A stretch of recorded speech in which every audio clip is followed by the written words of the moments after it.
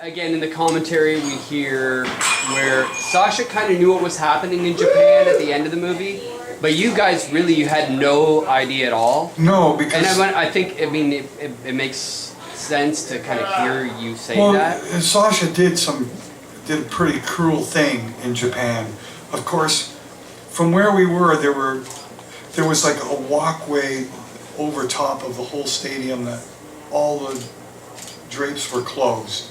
So you couldn't see out, and the room was black, and the windows were tinted, so you can't actually see the room that you're going to go play. When we came down the stairs, of course, it's all curtained off, because they don't want the audience to see the musicians entering the room. And and of course you can't see them. Japanese crowds, silent until you come out on stage, so the lights come on. Like you could hear a pin drop in there. It's ridiculous. So I mean, so we're in the change room, and Sasha comes upstairs, and he's got like his eyes are all welled up, and I'm looking at him, I'm going, "What's up?" And he's going, "Nothing, nothing, nothing," and I'm thinking, "Oh fuck, no." You know, the only thing that would get him upset is that there's no one here. You know, that's a long way for a whole film crew, everything. And we're looking for this, we're looking for a moment, you know, a moment of hope.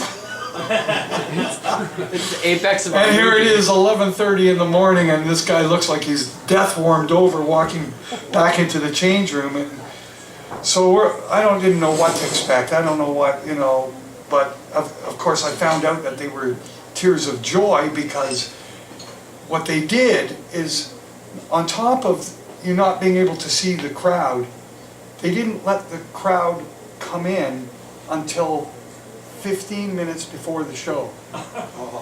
Because of insurance, fire regulations, the way that it all worked. That's so fucked. So when I'm looking down there a half an hour before the show, the place is fucking no one there, man.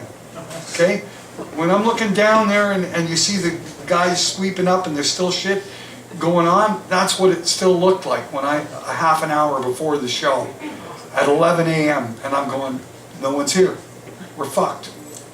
I mean, that's what when I went and downstairs to look, that's what it looked like to me. So I came back upstairs, and of course it's the half an hour went by. Now we're going to go on stage, and when I came out, of course it's packed, but they were tears of joy from Sasha, because he'd gone outside the building and saw the lineup going all the way around the building, and he knew, there's the people, and that's how they got that footage of people coming into the building at the beginning. They show it in the movie. Some of that footage is actually from the actual end of the movie, but you don't realize that. But that's where they got the footage from. That is from the moment when Sasha was crying, because look at all the people coming to see Anvil. The reason they put us on first thing, we hadn't been to Japan in 26 years. They put us on first because all the rest of the bands between us and the headliners all paid the promoter to be there. Okay, whether it was their record companies or whether it was themselves. So there's a buy-on to the festival. When people buy onto a festival like that, they want some guarantees. Is there going to be anybody there? So what they do is they get a name band like Anvil, who hasn't been in Japan for 26 years, put them on first, and then that makes sure that everybody's going to be there for everything. And that's precisely why they did that.